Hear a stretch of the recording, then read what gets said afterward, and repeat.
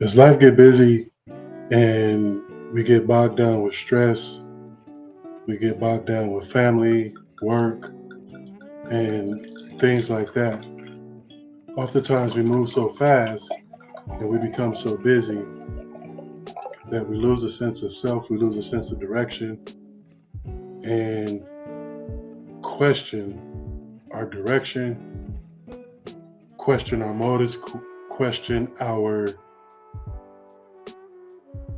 lives, we question where we're going in life, what we're trying to accomplish.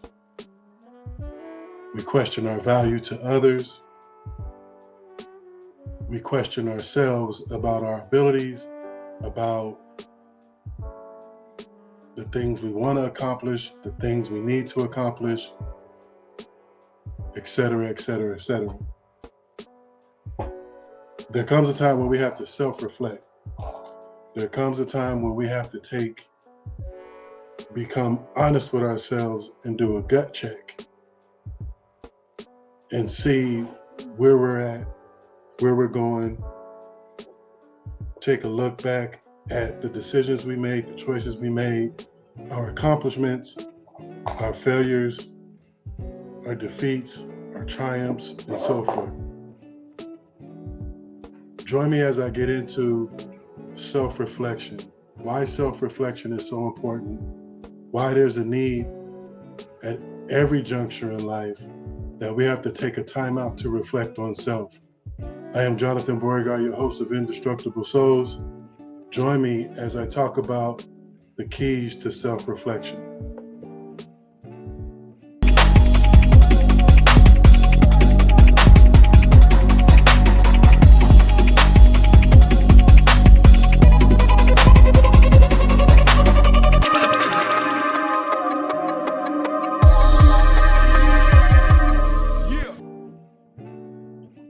So I'm back. Once again, my name is Jonathan Beauregard. I am your host of Indestructible Souls. And today I'm going to talk about self-reflection. What are the keys to self-reflection? Why is it important? And why we have to take a time out to reflect on ourselves. One of the things I pride myself in is that I try often to never need someone to tell me about myself. Never to need someone to check me. Now, feedback is always good. Criticism can be beneficial, but I'm the type of person I would rather criticize myself and check myself and become honest with myself before anyone else has to, before anyone has to come and point out my flaws, my shortcomings, my mistakes, or whatnot. So today, I'm going to get into not only why self-reflection is important, but also ways that we can self-reflect. Why is self-reflection so important? In the day of social media, in the age of social media, too many people rely on social media, rely on other people, rely on TV, fashion, trendy things, whether it be the standard of beauty or whatever it may be. Too many of us rely on things outside of ourselves and superficial things to measure our value. And so there's always a time where we must rely on ourselves for self-reflection. Rely on ourselves to tell us who we are, where our values lie, where our morals and our standards are. And sometimes we may forget. And it's okay. So what does self-reflection look like? Well, when we talk about self-reflecting, and we're looking at, and if we can, looking at every aspect of our life, family, career, health, our social circle, our mental health, our physical health, our our goals, our accomplishments, our future. And if we don't have a bead on it, if we don't have an understanding or a concept of who we are, then we're easily fooled. We're easily we easily buy into the superficial. We easily buy into the negative things that social media, the media, and other people have to say about us. Not only that, we become unhappy with ourselves. We become unhappy with the people around us. The people around us can easily manipulate us.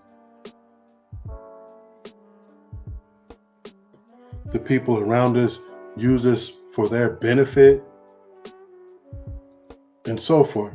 So when we talk about self-reflection, now you can do this often. Hopefully you'll do this before you get into a bind. One of the things that I know that a lot of people come to therapy, and a lot of their depression, a lot of their let me fix this microphone. A lot of their depression and angst and anxiety comes from the fact that they feel like they've lost the sense of self. The problem is when you lose a sense of self, and basically your value, how you value yourself, how you see yourself, is predicated on the people around you. That can become a pretty negative existence. So here's what I want to do, and hopefully I can give you some stories and go in depth with each one of these topics, and basically give you a roadmap or some suggestions on how to self-reflect, what's important, why it's needed, and so forth. So when we get into just the need of self-reflection, why it's so important, the last thing we want is other people having to tell us who we are, other people criticizing our existence, criticizing our decisions, other people having the keys to our happiness, other people having access to our mental health, and having the ability and the power to alter our moods, to alter how we feel about ourselves. So let's get into this. So there are several ways, and these are just some suggestions. However, there's several ways to self-reflect, and I think the first thing we have to do is we always have to be honest with ourselves. I think too often, many of us lie to ourselves. We make excuses for ourselves. And one of the big things we do is blame things outside of our power for our lives being the way that they are. So what I'm saying is, the first thing we have to do about self-reflection is being honest with ourselves. If we fail a relationship, I don't care what happened in the relationship.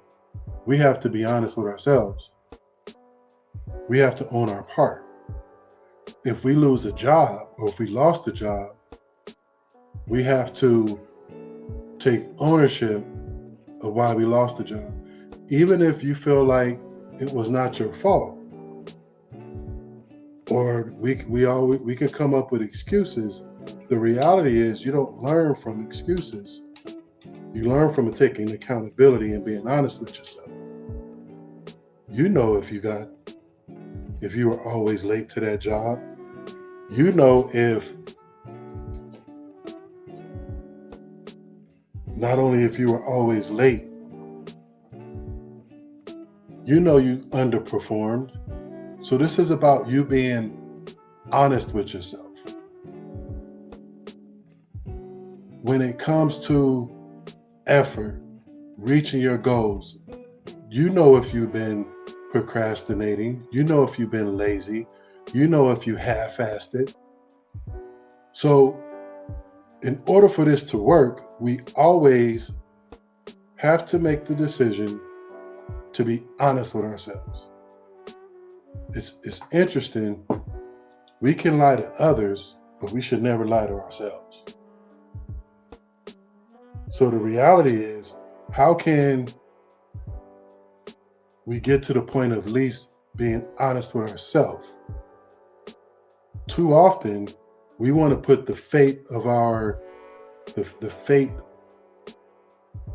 accomplishment or our future in the hands of others, in the hands of unknown sources that we believe are working against us. It's interesting because, like I said, when I work with a lot of clients, and when the anxiety kicks in and the depression kicks in, and they're explaining all of these things, sometimes there's a real belief that there's just sources and forces and situations, and the universe has teamed up against people or against them, that's why life is unhappy. That's why things aren't happening. That's why goals aren't being accomplished and so forth. The reality is, the fact of the matter is that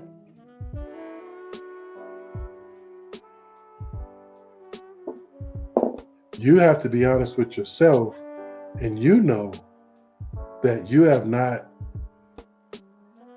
did the work, you have not did the footwork, you have not did the things necessary, you have not followed through, whatever it may be, lack confidence, lack esteem, self-esteem, whatever it may be.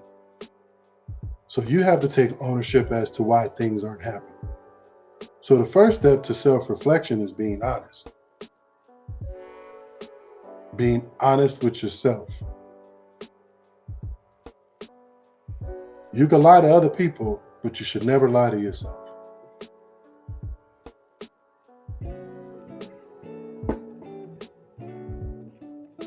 So what's next?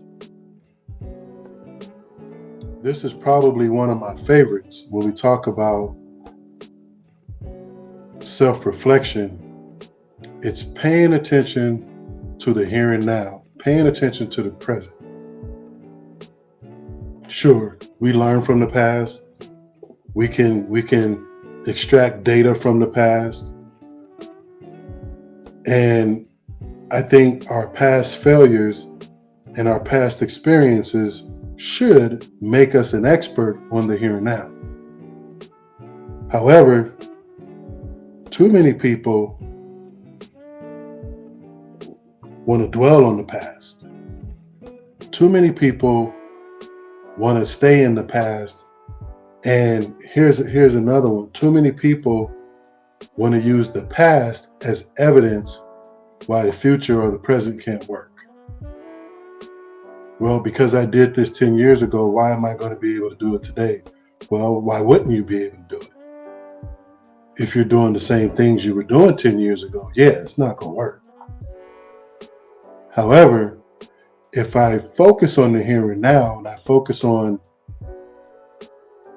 what I have going on in my life now, if I focus on current behavior, if I have to not allow the past or anxiety of the future to hinder my efforts in today. I can only control today. I can plan and prepare for the future. I can anticipate, but I can only take care of the here and now. And the past is literally just data that makes us experts in life. So we always have to remain present, because if we're not remaining present, we're going to develop depression because of things in the past that's upset us. We're going to create anxiety based off of the unknown of the future. So we talk about self-reflection, we always have to remain in the here and now. Now, this might seem contradictory. Like I said before, we pay attention to the here and now, but we also have to contemplate our future. Now, because I'm a spiritual person, one of the things when we talk about faith and manifestation and all those things are about the future. And what I mean by those things are about the future, when we talk about what our goals are, what we want to accomplish, the provisions we have set forth, or the provisions we want to set forth, what we have to understand is that we have to lay out a plan. We have to lay out a strategy. But before we can do any of that, we have to lay out a vision of what we want the future to look like. Here's the thing. If your belief is that you have no future, or the future is going to be more misery, then that's what you're going to attract. But if you have a plan and provisions and strategy, your future is what you make it. Too often, people talk about, well, I don't do anything because I don't want to fail. I'm scared because I don't know what the future holds. I procrastinate, or I fail to follow through because why bother? It's not going to work anyway. Well, the reality is you're right, if that's the mindset you have. But the same person who understands that positivity, provision, strategy, vision, manifestation, hard work, laying out the groundwork, and following through with the strategy and the plan, those people are correct too. I think too often, the same people that believe that there's these unknown forces holding them back are expecting unknown forces to rescue them, and all of a sudden that they're going to wake up one day and the future is going to be what they dreamt it was going to be. But the reality is you got to do the work. So just like there's no forces holding you back, the force that's going to allow you to have a brighter future is the groundwork and the strategy and the plan and the foresight and the vision that's going to create your future. So when we talk about self-reflection, you have to sit down and really plan out and visualize your future. What do you want it to look like? What do you want it to be like? Too many people leave the future up to chance. And that's not how this is supposed to work. So when we talk about contemplating the future or keeping your eyes on the future, we take care of the here and now, and we set provisions, plans, and strategy for the future. Here's the next one, which is probably another one of my favorites, which is practice gratitude.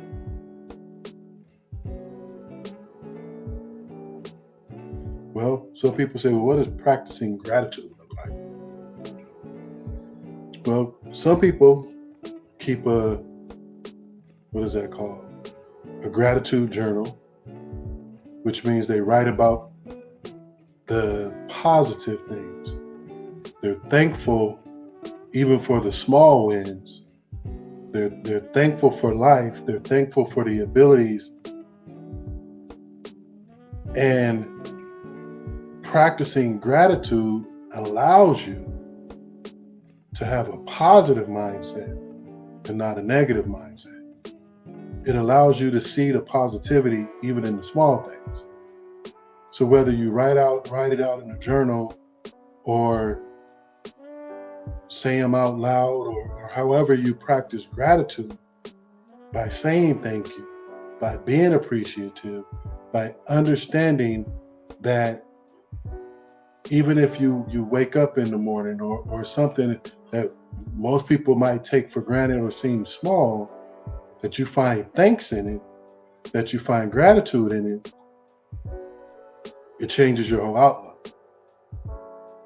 So I was working with a Vietnam vet, and an older gentleman, and he came to therapy. Well, not obviously, but he's a Vietnam vet and experiencing pretty extreme PTSD. And when I say extreme, may not be as extreme as most, but to the degree where flashbacks, dreams, anxiety, hypervigilance, fear, all of these things were happening. And he couldn't get the vision of some of the wartime combat that he saw in the war. Particularly, he lost a buddy who, as they were filling the tanker, explosives came in, and he was right there as the tanker blew up, and he watched his young man perish. And he kept seeing this vision, but also survivor's guilt. He felt, because he's a veteran and he was in the military, just feeling guilty for feeling fear. He felt like a coward. And so the guilt and the shame that he felt from being in Vietnam and watching these people die because he couldn't get to them because the fire was too intense, he carried this guilt with him. So as we're participating in session, one of the things that I asked him, I said, have you ever thought about being grateful or practicing gratitude? He said, no, I never thought about that. But grateful for what? Well, you came home from the war and you were able to raise a family. You were able to, he's still with his same wife at this time. And you're here now that you could share your story. You could share your stories with other people. And we just go down the list. And I have to be honest that when I asked him about gratitude, it shifted the direction of therapy, and it shifted his mindset. He said, I never thought about it. He began to write things down. Instead of when he shared his story with people or when he talked about it, he didn't talk about it from a fear-based or shame or guilt-based. He talked about it from a place of gratitude, and his PTSD shifted. That's how powerful gratitude is. Too often we get caught up in, or we get caught up in the negativity and the pain and the sorrow that we never take time out to practice gratitude. When we talk about self-reflection, the next thing is distance yourself from distractions. And I have to say this, I don't care who or what the distractions are. I don't care if it's a family member. I don't care if it's other loved ones. It could be people, places, and things. When we talk about distancing yourself from distractions, it could be TV. It could be anything that's taking your focus off of you. It could be the phone. It could be social media. It could be whatever you deem a distraction. Here's one thing that I noticed. Yet again, a lot of times people will come to therapy and just a ball of anxiety. And it's interesting because people will say, particularly teenagers, but I see a lot of adults do it too, is they will say, I have, how do they put it? I got a lot of problems. My problems. And I say, well, let's talk about these problems. What problems are we talking about? Because you keep saying these problems, and you got heart disease? No. You getting evicted? No. You got laid off? You lost your job? No.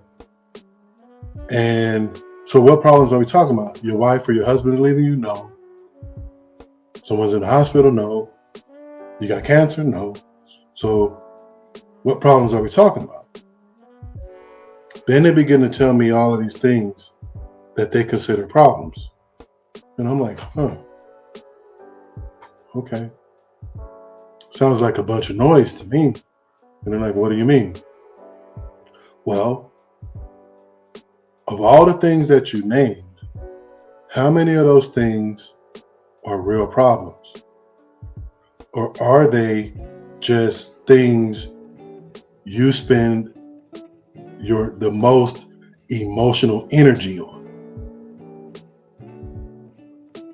Are those the things that you pay most attention to while you're distracted from what you're really supposed to be doing and the business you really should be handling?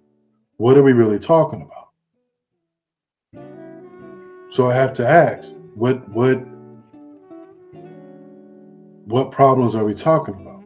And so when I say it sounds like a bunch of noise, so I ask them to begin to eliminate anything that doesn't directly affect them, anything that distracts them or take their attention away from their purpose, away from their goals, away from their task and things that they need to take care of, and away from anything that's important.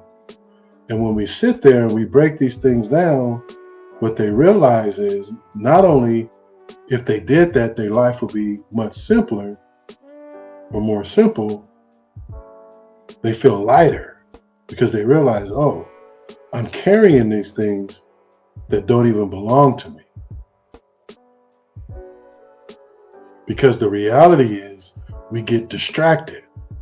We get distracted from the things that are important because we allow too many unnecessary, non-important, wasteful things to garner our attention and our focus, and we become distracted. Get rid of distractions. One of my favorites, and unfortunately I don't get to do very much, is connect to nature.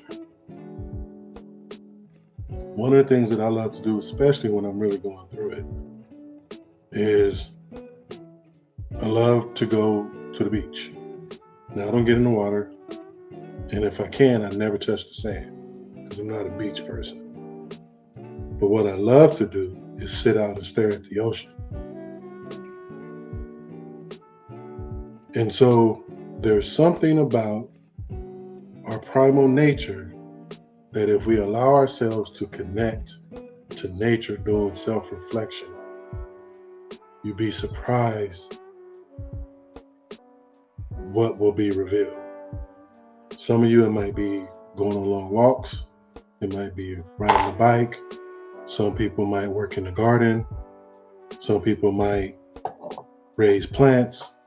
Some people may even raise pets. But one of the things that we have to do when it comes to self-reflection is connect to nature. Road trip, get in the outdoors, get in some fresh air, get in some sunlight. Allow yourselves to be connected one with nature. Now, here's the thing. I don't know what most of you believe, and I know there's times when, how could I put it, different, whether you want to call them religions or cultures, or some people may say, paganism, whatever it may be, but there's a lot of cultures that their rituals include nature, Native Americans, and so forth. Now, here's the thing, like I said before, not sure what your faith is, not sure what your religion is, but whatever it may be, I'm sure that all religions, and when we talk about spirituality and connection, involve nature. God created the heavens and the earth. God created the universe. And the reality is that there's energy and power in nature. So if you're not, and I'll say this, when I work with most people with depression, one of the first things they do is disconnect themselves from nature. They isolate, they stay in the house, they don't get any sunlight, they don't get any fresh air, whatever it may be. And as we know, when we're living healthy, nature is often a part of that.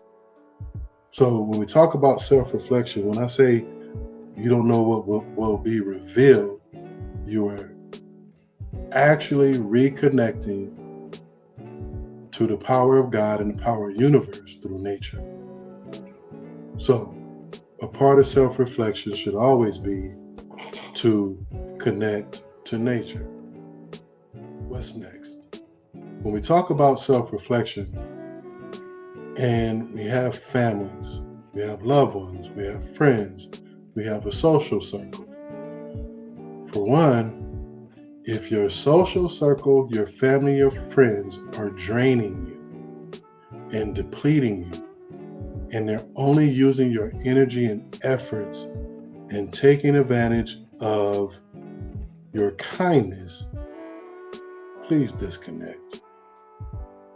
However, appreciate your loved ones. And I'm talking, when I say loved ones, I am talking about the ones that are pouring into you as well as you're pouring into them.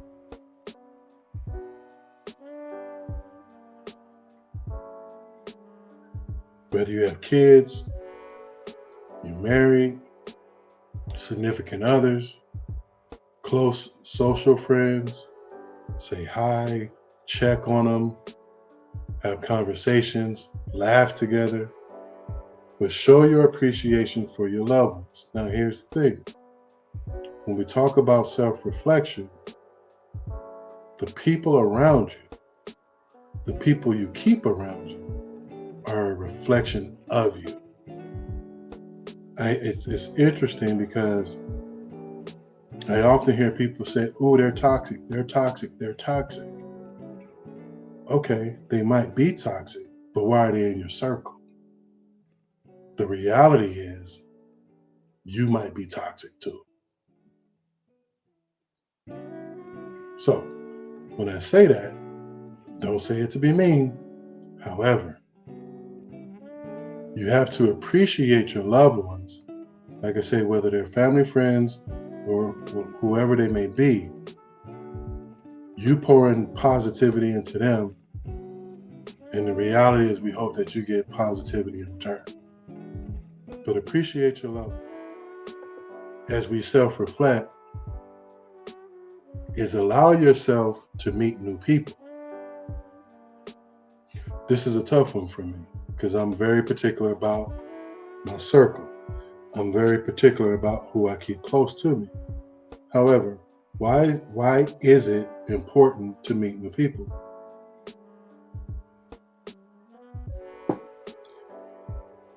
Yet again, working with clients, and I can include myself in this, but particularly working with clients, when people say, "Well, I don't know who I am, because I've lived this lifestyle for so long," whatever the lifestyle may be, and I want something different for my children.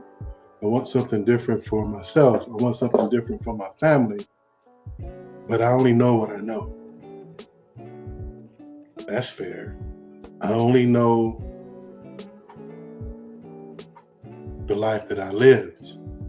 And what we find is sometimes our circle, believe it or not, whether we love them or not, sometimes our circle keeps us stuck. Here's what I believe. You may or may not believe it, but I believe it. Sometimes people around us put us in a box.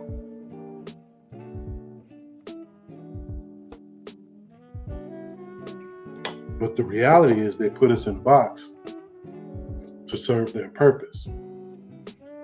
So when we relate to different people, some people relate to you based off of how you benefit them. What do you mean, JB? Well, have you ever set boundaries with somebody, or you ever decided you were going to change your life and do something different and want more out of life? What happened to those people? They either distanced themselves, or you had to cut them off, or they said you was tripping or something. Because the reality is, sometimes people don't want to see us grow. People put us in a box, and oftentimes we have to behave, perform, or act in a manner to suit the people around us. So the benefit of meeting new people is that we get to expand ourselves. We get to expand our thought. We get to expand our experiences. We get to expand our conversations. We get to expand the places we go. We gain new insights by meeting new people. One reason why this is so important when we talk about self-reflection is that meeting new people allows us to get out of our comfort zone, to get out of our safety zone. It allows us to stop hindering our growth so we can expand and stretch our boundaries. So please, when we talk about self-reflection, get out and meet new people. When we talk about self-reflection, try new experiences. You know, I remember growing up, one of the things, we watched golf, and golf was, we saw it as boring and whatever, but the narrative was always, oh, that's for rich white people. That's for white people. We can't golf. We can't do this, whatever. Well, probably for the last 14 years I've been golfing. And it is definitely a new experience. It's not just for white people, but that's a stuck mentality. But it wasn't until I was willing to try new experiences, going different places. Yet again, I had a client who came to me who was really struggling, did some time in prison, trying to raise a son, and trying to get over a relationship, but didn't really know how to expand his borders, right? When we talk about expanding our borders, really didn't know how to expand his borders. And he found himself just really, because he couldn't go to the old places, he couldn't hang out with the old friends. So he sat in the house and he pretty much did nothing. Well, how do we try new experiences? And I say, what are some things that you never imagine yourself doing? What are some places you never imagine yourself going, whatever it may be? And he named a couple of places. So I said, let's start off small. Is there a place that you pass by every day that you could never see yourself going into? And he named the place, and I don't remember what it was, but he named the place. And I said, okay, so here's what you do. Next time you pass by, just go in. Just go in. Walk around. You're going to feel out of place. You're going to feel nervous. You might even feel like people are watching you. People are staring at you. Whatever it may be. But just go in and you stay until you calm down. You stay until you feel comfortable. And so he began to do that. It was a challenge. And each time I had to challenge him even more to try new experiences. However, trying new experiences and going new places, meeting new people, allow you to expand your experience. It allows you to discover areas and things about yourself that have been hindered because we stay stuck. So try new things, new foods, new places, new people, new activities, no matter how outrageous it may be. Before I get to my last point, don't forget to go to, you could check, my name is Jonathan Beauregard. You could check me on Facebook, YouTube, Instagram. Please, the YouTube channel, subscribe and like, follow. I'm trying to build the channel. Please help a brother out and share the information. So let's get into the last point, which I think is extremely important, especially for us older folks, is never stop learning. Never stop seeking knowledge. When we talk about self-reflection, you always have to remain in a learning posture. You always have to continue to be curious. You have to learn new things. You have to read new information. Technology is advancing. There's tons of information out there. And so we have to never stop learning. I don't care if you're in retirement or contemplating retirement. We have to continue to learn. Reading books, gathering information, experimenting, whatever it may be, but never stop learning, never stop exercising your brain, never stop exercising your thought, never stop exercising your critical thinking. Always remain in a position to learn. And I'll say this, financially, I think too many people, especially older people, are scared to even learn new habits and new ways of thinking when it comes to finance, building wealth, whatever it may be. And so even if you're past your prime, never stop learning. Never stop taking in new information. It is key. Yet again, this is about expanding yourself. This is about stretching your thought, learning new concepts, learning new things, learning new information, learning new ideas. It's important that we always keep learning. We should learn until we're dead. We should take in new information. So, before we go, yet again, my name is Jonathan Beauregard. I am the host of Indestructible Souls. Please go check out the channel.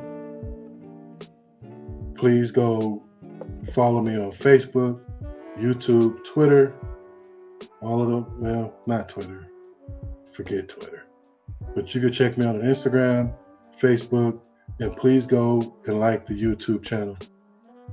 Yet again, my name is Jonathan Beauregard. I am the host of Indestructible Souls. Good night.